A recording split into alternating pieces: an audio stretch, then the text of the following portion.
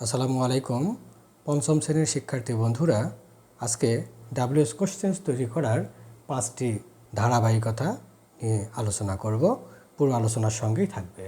এই ধারাবাহিকতাগুলোর যদি একটিও ভুল হয়ে যায়, একটিও মিস করো, তাহলে তোমরা কিন্তু ডাব্লিউএস কোশ্চেন্স তৈরি করতে ব্যর্থ হবে, আর যার ফলশ্রুতিতে তোমরা মার্কস পাবে না। তো শিক্ষার্থী বন্ধুরা, প্রথমে দেখে নেওয়া যাক সেই 5টি ধারাবাহিকতার মধ্যে কোনগুলো রয়েছে বা সেগুলো কি কি। প্রথমেই আমরা দেখে নেব বাক্যের আন্ডারলাইন্ড পার্ট, বাক্যের কোন উপাদান তা চিহ্নিত করা। সেটি কি সাবজেক্ট, ভার্ব, অবজেক্ট, কমপ্লিমেন্ট নাকি অ্যাডভার্বিয়াল? কেননা তার উপর নির্ভর করেই ডাব্লিউএস ওয়ার্ড বেছে নিতে হবে। তাহলে শিক্ষার্থী বন্ধুরা, একটা স্টেটমেন্ট বা সেন্টেন্সের নির্দিষ্ট অংশে আন্ডারলাইন করা থাকবে, তো সেই সেন্টেন্সের কোন উপাদান সেটি কিন্তু তোমাদের প্রথমে শনাক্ত করতে হবে। এখানে বলে রাখি, তো বাক্যের উপাদান শনাক্ত করতে গেলে বাক্যের উপাদান সম্পর্কে তোমাদের ধারণা থাকতে হবে। অর্থাৎ সাবজেক্ট কি, ভার্ব কি, অবজেক্ট কি, কমপ্লিমেন্ট কি অথবা অ্যাডভার্বিয়াল কি। আচ্ছা, তারপরে দ্বিতীয় যে ধারাবাহিকতা সেটি হচ্ছে বাক্যের টেন্স শনাক্ত করা ও অর্থ বোঝা। 3 নম্বরে রয়েছে টেন্স অনুযায়ী প্রযোজ্য ক্ষেত্রে অক্সিলারি ভার্ব বেছে নেওয়া। 4 নম্বরে রয়েছে বাক্যের অতিরিক্ত অংশকে চিহ্নিত করা। আর একেবারে শেষ যে ধারাবাহিকতা সেটি হচ্ছে প্রশ্ন তৈরির সময় আন্ডারলাইন্ড পার্টকে বাদ দেয়া। তাহলে এই যে 5টি ফর্মুলা বা স্টেপস ধারাবাহিকতা আমি বললাম, এগুলো একটি যদি মিস হয় তাহলে শিক্ষার্থী বন্ধুরা তোমরা ডাব্লিউএস কোশ্চেন তৈরি করতে পারবে না। আমি এখানে কিছু বাক্য নিয়েছি, সেই বাক্যগুলো থেকে তোমাদের দেখানোর চেষ্টা করব এবং এই 5টি ধারাবাহিকতা মেনে সেগুলোর উত্তর আমি তোমাদের করে দেখাবো।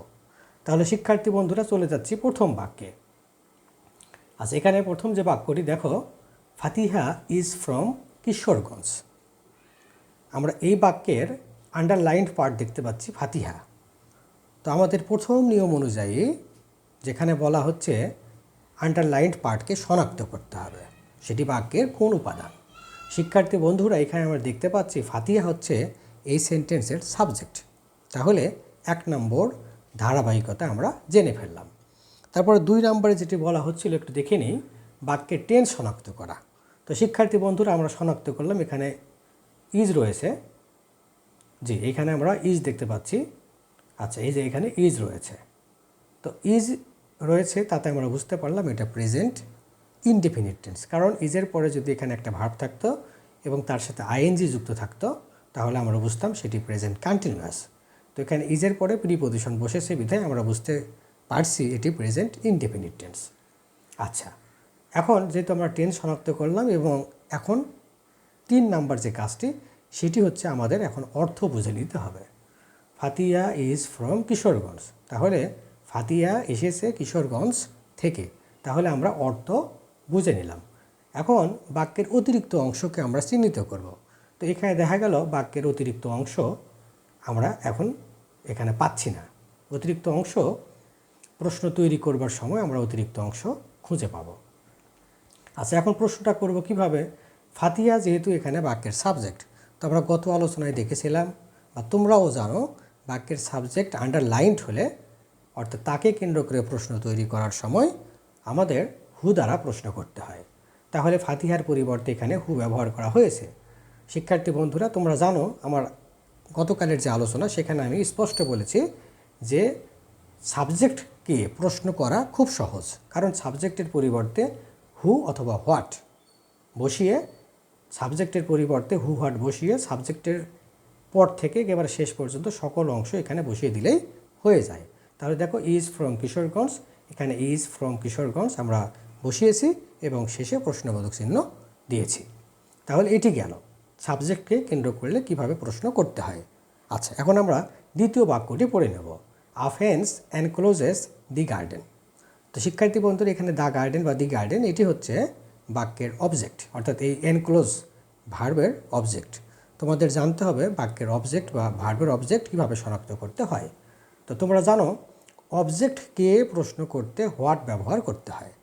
তাহলে আমরা প্রথমে শনাক্ত করলাম আন্ডারলাইন পার্ট হচ্ছে এখানে অবজেক্ট।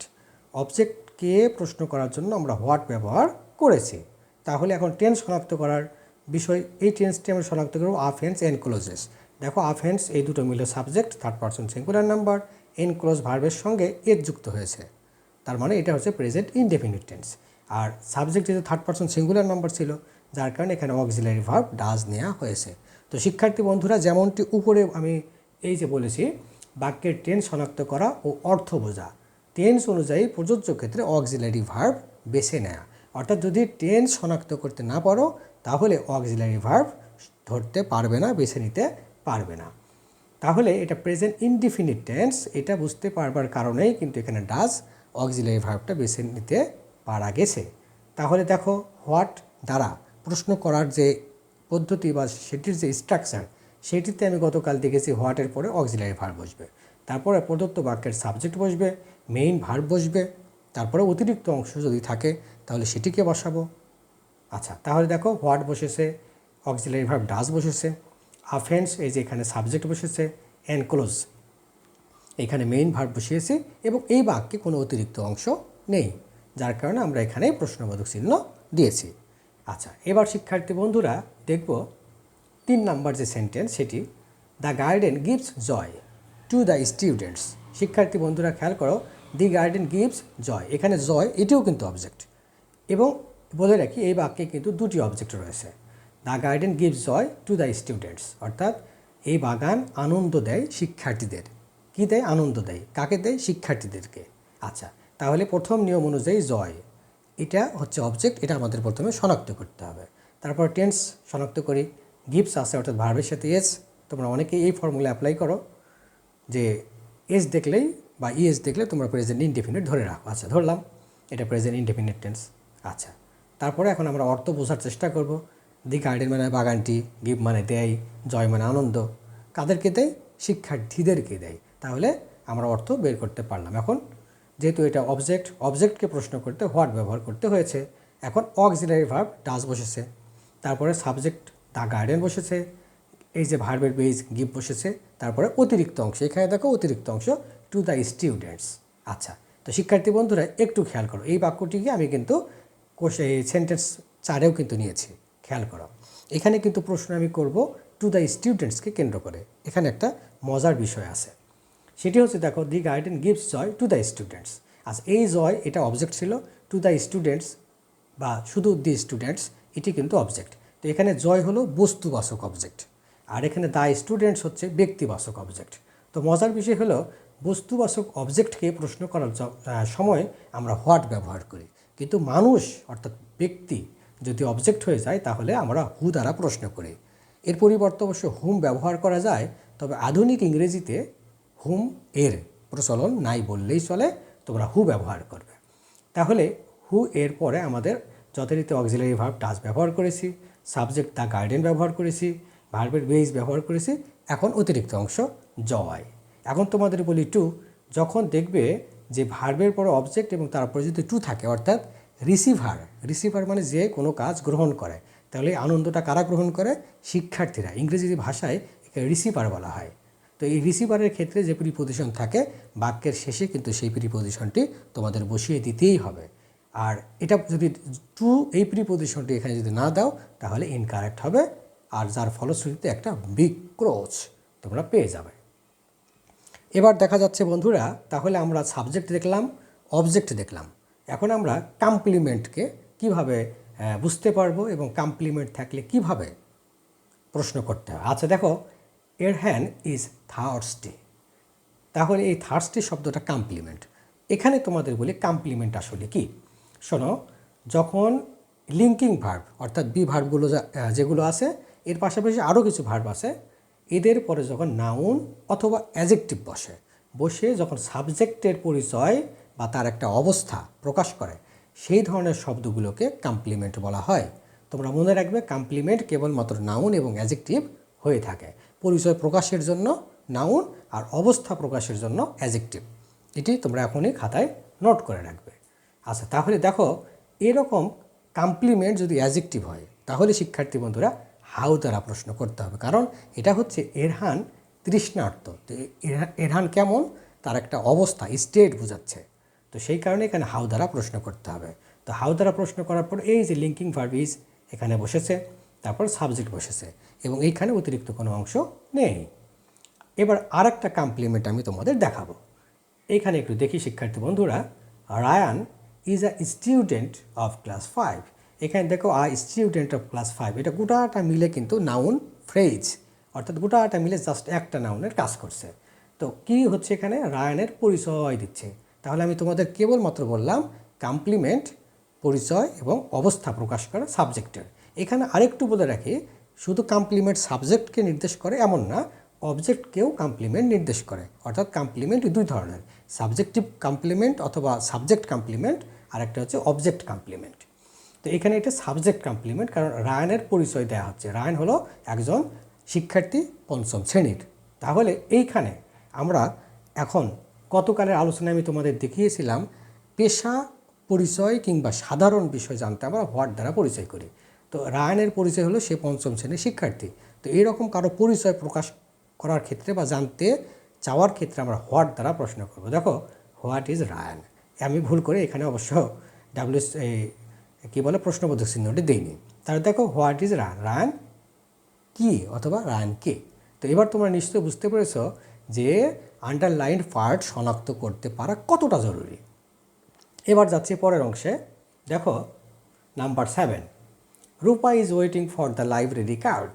খেয়াল করি, দ্য লাইব্রেরি কার্ড এখানে আন্ডারলাইন্ড অবস্থায় রয়েছে। আচ্ছা বন্ধুরা, Rupa is waiting for the library card আমরা শনাক্ত করব এই আন্ডারলাইন্ড পার্ট এই সেন্টেন্সের কোন element. Rupa is waiting for, Rupa অপেক্ষা করছে কিসের জন্য, দ্য লাইব্রেরি কার্ড, লাইব্রেরি কার্ডের জন্য। তাহলে এই যে ওয়েট করার কাজ, অপেক্ষা করার কাজ কাকে কেন্দ্র করে হচ্ছে, শিক্ষার্থী বন্ধুরা বলে রাখি, এই যে ভার্বকে যদি তোমরা কি অথবা কাকে এটা দ্বারা প্রশ্ন করো, তাহলে যে উত্তর পাওয়া যাবে সেই শব্দ বা শব্দগুচ্ছ হয়ে যাবে ওই ভার্বের অবজেক্ট। তাহলে রূপা অপেক্ষা করছে, এই অপেক্ষা করার কাজটি হচ্ছে মূলত লাইব্রেরি কার্ডকে কেন্দ্র করে। তাহলে এখানে দ্য লাইব্রেরি কার্ড হচ্ছে বাক্যের অবজেক্ট।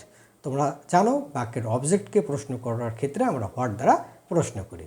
তাহলে অবজেক্ট আমরা শনাক্ত করতে পারলাম, অর্থাৎ আন্ডারলাইন্ড পার্টকে শনাক্ত করতে পারলাম, এটা অবজেক্ট, সেই কারণে হোয়াট বসেছে। এখন টেন্স দেখার বিষয়, ইজ ওয়েটিং, ইজের পরে ভার্বের সাথে আইএনজি আছে, তার মানে এটি হচ্ছে প্রেজেন্ট কন্টিনিউয়াস টেন্স।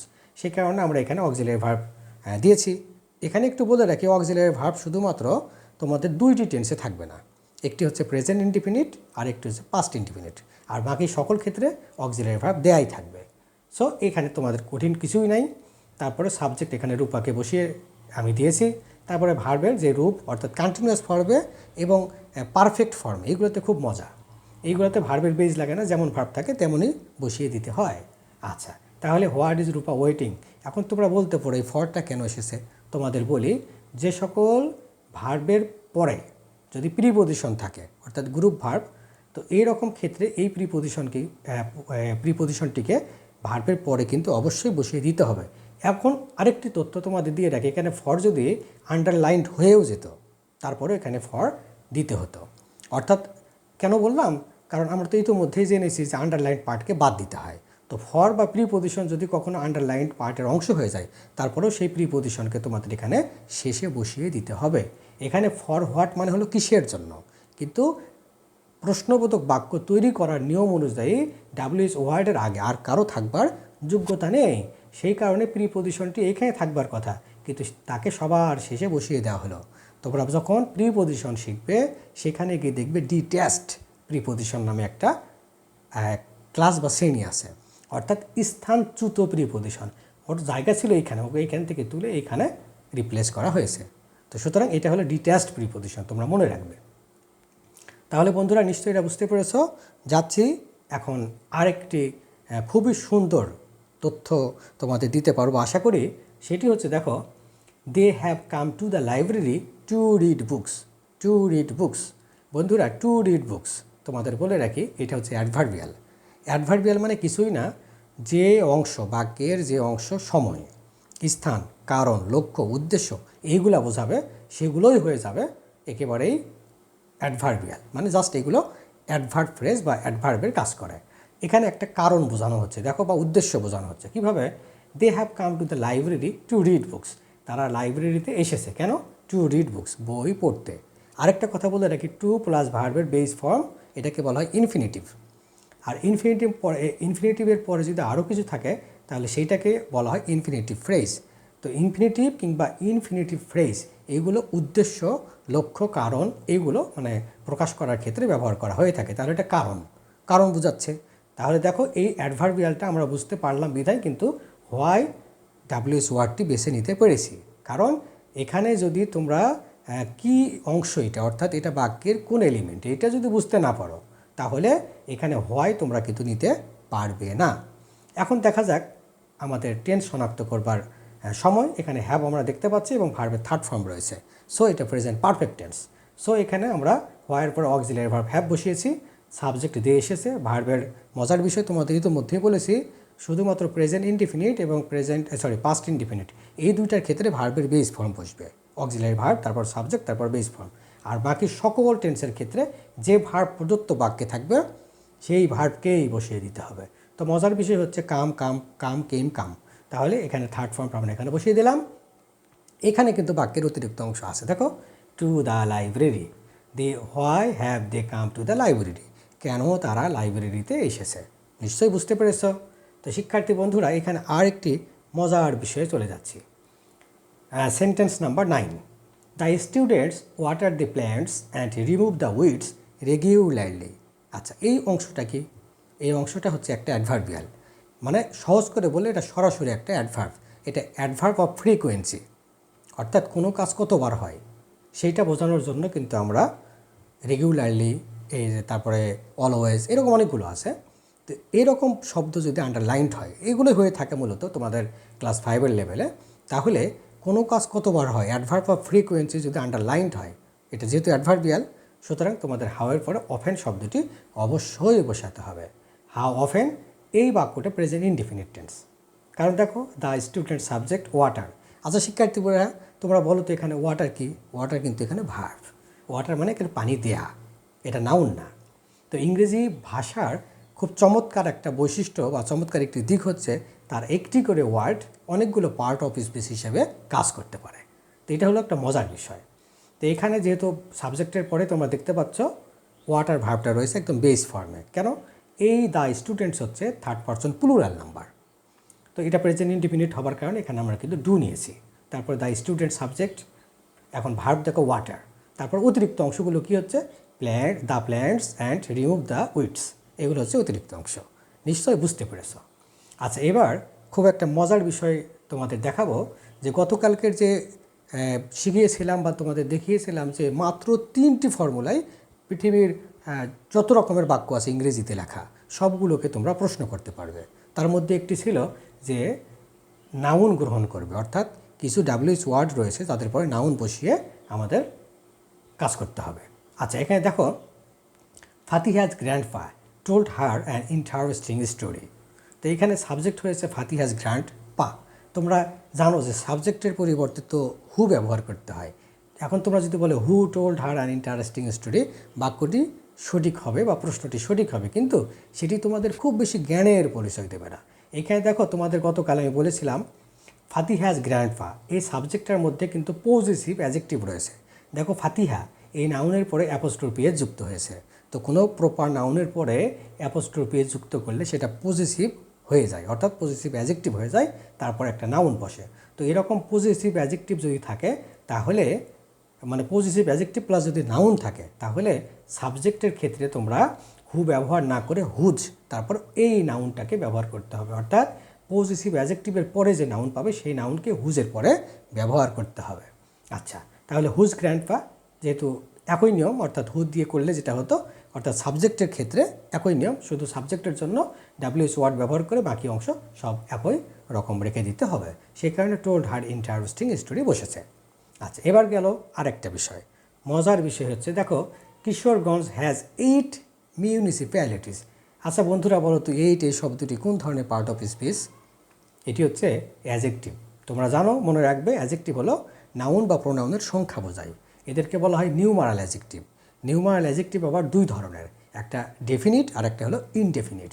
ডেফিনিট মানে যেখানে সুনির্দিষ্ট সংখ্যা, অর্থাৎ আমরা বের করতে পারি কতজন কতটি এরকম। তো এরকম ডেফিনিট নিউমারাল অ্যাডজেক্টিভ আবার 3 প্রকার: cardinal, ordinal, multiplicative. Cardinal, ordinal এবং মাল্টিপ্লিকেটিভ। তোমাদের বৃত্তির প্রশ্নে কিন্তু ফর্ম পূরণ অথবা কার্ডিনাল, অর্ডিনাল নাম্বার ব্যবহার করে একটা গ্যাপ ফিলিং আছে। সো এটা তোমাদের মনে রাখতে হবে।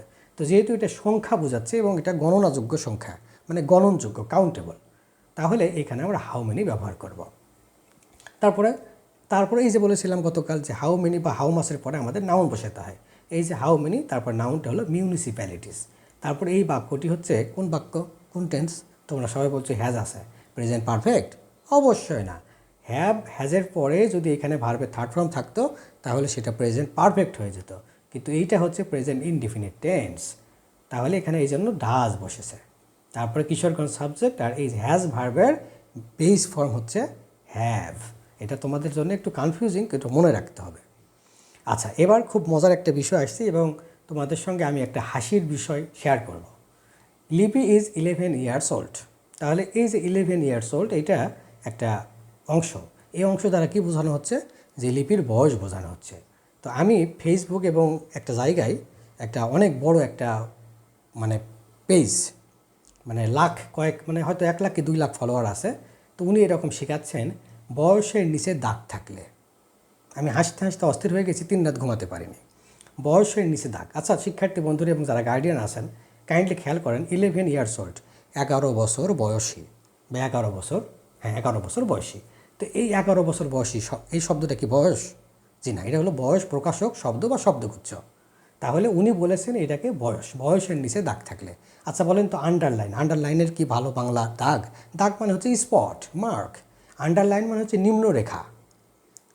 তো এখানে অনেক রকমের ভুল হয়। তো অনেকেই ইংরেজি শেখাতে আসে প্ল্যাটফর্মে, আমি অবাক হয়ে যাই। গতকাল গাজীপুর থেকে একজন আমাকে জানালেন ওনার বাচ্চাকে দিয়ে রেখেছেন 1,500 টাকা মাস দিয়ে। তো 2,000 টাকা চেয়েছিল, 1,500 টাকা দিয়েছেন। তো সেইখানে বাচ্চা আছে 264 জন। তো এখন আপনারা বলেন 264 জন বাচ্চাকে যদি একটা টিচার, ধরেন আমি এখন যেভাবে কথা বলছি, তো বাচ্চাদের যদি আমি 264 জন নিয়ে যদি এখানে আমি দাঁড়াই, তাহলে 2 ঘন্টা যদি সময় আমি পড়াই, তাহলে 264 জনের নাম ধরে বলতেই কিন্তু আমার 1 ঘন্টা পার হয়ে যাবে। তো সেখানে বাচ্চাকে জিজ্ঞেস করা তো দূরের কথা। আপনারা দয়া করে এ ধরনের ফাঁদে পা দেবেন না। মানুষকে শুধুমাত্র অর্থ দিলে হবে না, আপনি অর্থের বিনিময়ে কী পাচ্ছেন এটা কিন্তু যাচাই করা বা বুঝতে পারার দায়িত্ব কিন্তু আপনার। আবার অনেকে মনে করে 500 টাকায় অনেক কিছু পড়াচ্ছি, 6 বিষয় 7 দিন পড়াচ্ছেন। বাচ্চাকে শুধু পড়াইলে হবে না, বাচ্চার কাছ থেকে ফিডব্যাক পড়িয়ে সেটা আদায় করতে হবে। যদি কেউ নিতে না পারেন তাহলে ওই পড়ানোর দরকার নাই। ইউটিউবে হাজার হাজার ভিডিও আছে, সেইগুলো ফ্রিতে দেখবেন, কাউকে পয়সা দিয়ে দেখতে হবে না। যদি আপনার বাচ্চা মাস্টারকে জিজ্ঞেস করতে না পারে, মাস্টার যদি বাচ্চাকে জিজ্ঞেস করতে না পারে, বাচ্চা কী করছে এইটা যদি দেখতে না পারে, তাইলে ওই সমস্ত পড়ার কোনো মানে হয় না। তো সেই 2 লাখ বা 1 লাখ পেজওয়ালা, এই ফলোয়ারওয়ালা একটা পেজে দেখলাম যে উনি শেখাচ্ছেন, অনেক বড় মাস্টার, যে বয়সের নিচে দাগ থাকলে। আমি কমেন্ট করেছিলাম, দাগ কি বয়সের নিচে থাকবে? উনি লিখেছেন হ্যাঁ, বয়সের নিচে দাগ থাকবে। তো 11 ইয়ার্স ওল্ড, এটা কি বয়স? এটা বয়স নির্দেশক শব্দ মাত্র। এটা কি দাগ? জি না, এটার নাম হচ্ছে আন্ডারলাইন, এটার নাম হচ্ছে নিম্নরেখ অথবা নিম্নরেখা। তাহলে উনি অনেকগুলো ভুল করেছে। তাহলে এই রকম হলে হাউ ওল্ড, যেহেতু বয়স বোঝাচ্ছে এই জন্য হাউ ওল্ড ব্যবহার করতে হয়। আমি এখানে অনেকগুলো হাউ প্লাস কিছু শব্দ যুক্ত করে আমি এখানে অনেকগুলো নিয়েছি। তো এই বিষয়গুলো মনে রাখবেন, এখানে বয়স বোঝালে হাউ ওল্ড হবে। আর মজার বিষয় হচ্ছে এখানে যে ভার্ব থাকে সেই ভার্বকে দিতে হয়, তারপর সাবজেক্ট। এবার দেখেন আরেকটা বিষয়, Dhaka is 413 kilometre far from Dinajpur. এই বাক্যে কিন্তু ফার শব্দটি না দিলেও চলতো, কিন্তু ক্লাস 5-এর লেভেল অনুযায়ী ফার ব্যবহার করা হয়েছে। অর্থাৎ দিনাজপুর থেকে ঢাকা 413 কিলোমিটার দূরে। আচ্ছা, এই সংখ্যাটা নিয়ে করার দরকার নেই, এটা জাস্ট একটা সংখ্যা। তাহলে দূরত্ব বোঝানোর ক্ষেত্রে আমরা হাউ ফার ব্যবহার করব। তো ওই মাস্টার আবার বলেছেন যে দূরত্বের নিচে দাগ থাকলে। তো এটা কি দূরত্ব? এটা দূরত্ব প্রকাশক শব্দ মাত্র বা শব্দগুচ্ছ মাত্র। তো এই ধরনের বিষয়গুলো থেকে আপনাদের অবশ্যই সাবধান থাকতে হবে। জ্ঞানীরা বলেছেন সাধু সাবধান। এবার যাচ্ছি 14 নম্বর বাক্যে, Rupa is waiting for the library card for 2 days। শিক্ষার্থী বন্ধুরা খেয়াল করো, ফর 2 বার আছে। তো রূপা অপেক্ষা করছে লাইব্রেরি কার্ডের জন্য কতদিন ধরে? 2 দিন ধরে। তাহলে এটা একটা সময় বা ব্যাপ্তি, যেটাকে ইংরেজিতে ডিউরেশন বলা হয়। ডিউরেশন কেমন, আমি ফোনে কথা বললাম হ্যালো, তাহলে আমি 2 মিনিট কথা বললাম, এই 2 মিনিট স্থিতি এটা হচ্ছে ডিউরেশন, অর্থাৎ শুরু থেকে কাজের শুরু থেকে শেষ পর্যন্ত এটাকে ডিউরেশন বলা হয়। এটা হলো ব্যাপ্তি বা তাহলে এরকম ফর 2 ডেজ এরকম ব্যাপ্তি ডিউরেশন এইটা যদি নির্দেশ করা হয় তাহলে হাউ লং দিয়ে ব্যবহার করতে হবে। এখন হাউ লং এখানে লম্বা লং লং মানে লম্বা এরকম কিছু নয়, কিন্তু এটা জাস্ট সময়ের ব্যাপ্তি, সেক্ষেত্রে হাউ লং হবে। তারপরে ইজ বসেছে, তারপর সাবজেক্ট, তারপর ভার্ব, তারপর অতিরিক্ত অংশ দ্য লাইব্রেরি কার্ড। নিশ্চয়ই সবাই বুঝতে পেরেছে। এবার যাচ্ছি পরে, Nipa practises speaking English twice a week. এই যে দেখেন টোয়াইস আ উইক, টোয়াইস মানে 2 বার, ঠিক আছে। কোনো কাজ কতবার করা হয় সেইটা দিয়ে মূলত এই অ্যাডভার্ব অফ ফ্রিকোয়েন্সি এটা প্রকাশ করে। তাহলে টোয়াইস শব্দটা হচ্ছে এখানে অ্যাডভার্ব অফ ফ্রিকোয়েন্সি। আর এ উইক মানে হচ্ছে পার উইক, এখানে এক সপ্তাহে 2 বার নিপা স্পিকিং ইংলিশ প্র্যাকটিস করে। তাহলে সে কতবার করে, এই জন্য কিন্তু হাউ অফেন হবে। আমি এর আগেও এই ব্যাখ্যাটা দিয়েছি, কিন্তু এটাকে আবার নিয়েছি কেন, হাউয়ের পরে আরও কিছু আমাদের অ্যাজেক্টিভ এবং অ্যাডভার্ব যুক্ত করে প্রশ্ন করতে হয়। এখানে একটু বলে রাখি, এই যে হাউয়ের পরে ওল্ড, এটা ওল্ড শব্দটা কিন্তু অ্যাজেক্টিভ, এখানে ফার শব্দটি অ্যাজেক্টিভ, লং শব্দটি অ্যাজেক্টিভ, এখানে অফেন শব্দটি কিন্তু অ্যাডভার্ব। তাহলে হাউয়ের পরে অ্যাজেক্টিভ অথবা অ্যাডভার্ব আমাদের গ্রহণ করে তারপরে বাক্য অন্যান্য কাজগুলো করতে হয়, এগুলো অবশ্যই জানতে হবে। তাহলে এটা অ্যাডভার্ব অফ ফ্রিকোয়েন্সি হবার কারণে কিন্তু হাউ অফেন বসেছে। আর প্রেজেন্ট ইনডিফিনিট টেন্স যার কারণে ডাজ বসেছে, নিপা সাবজেক্ট বসেছে, প্র্যাকটাইসেস ছিল সেটা এসটা বিলুপ্ত হয়ে গেছে ভার্বের বেইজ হবার কারণে।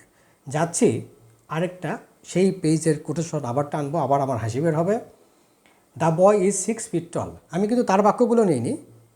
দ্য বয় ইজ 6 ফিট টল, ছেলেটি 6 ফিট লম্বা।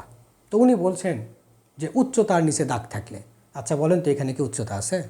এটা হলো উচ্চতা নির্ণায়ক বা নির্দেশক শব্দ গুচ্ছ মাত্র, তার নিচে দাগ নেই, তার নিচে আন্ডারলাইন আছে। তো এরকম আপনারা সাবধান থাকবেন। তাহলে এরকম উচ্চতা যদি কোনো কিছুর বোঝায় তাহলে হাউ টল হবে, how tall is the boy. এবার দেখেন he can run very fast, সে খুব দ্রুত দৌড়াতে পারে, তো এটা একটা গতি। তো এরকম গতি বুঝালে, গতি নির্দেশক শব্দর আন্ডারলাইন থাকলে আপনারা হাউয়ের পরে ফাস্ট ব্যবহার করবেন। এটা গার্ডিয়ানদের বলছি, বাচ্চারা তোমরা শোনো। তাহলে এই যে বিষয়গুলো এইগুলো জানতে হবে। আবার যদি খুব বেশি মোটা হয় তাহলে হাউ ফ্যাট হবে, খুব যদি শক্তিশালী হয় হাউ স্ট্রং হবে। তারপরে যদি একটা নদী চওড়া হয়ে যায় তাহলে হাউ ওয়াইড হবে। তারপরে যদি ন্যারো বা শুরু হয়ে যায় তাহলে হাউ ন্যারো হবে, ঠিক আছে। তো বিষয়গুলো হচ্ছে এই রকম, হাউয়ের পরে হাউ দিয়ে তারপর ওইগুলো এই করে মানে অ্যাজেক্টিভ বা অ্যাডভার্ব ব্যবহার করে আমরা খুব সহজে প্রশ্ন তৈরি করতে পারি। তাহলে একেবারে শুরুর দিকে আবার একটু ফেরত যাই। তো এই ভিডিওটি অনেক লম্বা হয়ে গেছে, নিশ্চয়ই আপনারা কষ্ট করে দেখবেন। আর বলে রাখি, আমার যে প্ল্যাটফর্ম থেকে আপনারা দেখেন না কেন, ভিডিও যদি ভালো লেগে থাকে, যদি ভালো লাগে, শর্ত একটাই, ভালো যদি লেগে থাকে, যদি মনে করেন যে এটা আমার উপকারে আসবে, তাহলে আমার অনুরোধ থাকবে দয়া করে আমার ফেসবুক পেজের সঙ্গে যুক্ত হয়ে যাবেন। আর ইউটিউবে দেখে থাকলে আমার চ্যানেলটাকে সাবস্ক্রাইব করবেন, বাস। আর আমার ছোট্ট প্ল্যাটফর্ম, আমি মাত্র 10 জন করে বাচ্চা পড়াই। আমি শুধু অর্থ উপার্জনের জন্য বাচ্চা পড়াই না, আমি বাচ্চাদের ভালোবাসি, পড়াতে ভালোবাসি। 10 জন বাচ্চা, আমি দেখব বাচ্চারা কে কী করছে, আমি কি করছি, কি পড়াচ্ছি, বাচ্চারা দেখতে পাবে। তাহলে আপনারা চাইলে যদি ভালো লেগে থাকে তাহলে আপনারা আমার এখানে বাচ্চা দিতে পারেন। আমার একটা করে ব্যাচে মাত্র 10 জন স্টুডেন্ট। তাহলে আমার এখানে হোয়াটসঅ্যাপ নাম্বার রয়েছে, সেখানে যোগাযোগ করতে পারেন। তো সবাইকে ধন্যবাদ জানাচ্ছি এবং পরে ভিডিও আরও চমৎকার ইনফরমেশন নিয়ে হাজির হবে ইনশাল্লাহ। সেই পর্যন্ত শিক্ষার্থীরা তোমরা সবাই ভালো থাকবে, ভালো খাওয়া দাওয়া করবে, সুস্থ থাকবে, মন দিয়ে পড়বে এবং বৃত্তিকে অবশ্যই একেবারে জয় করে ছিনিয়ে আনতে হবে। ধন্যবাদ সবাইকে।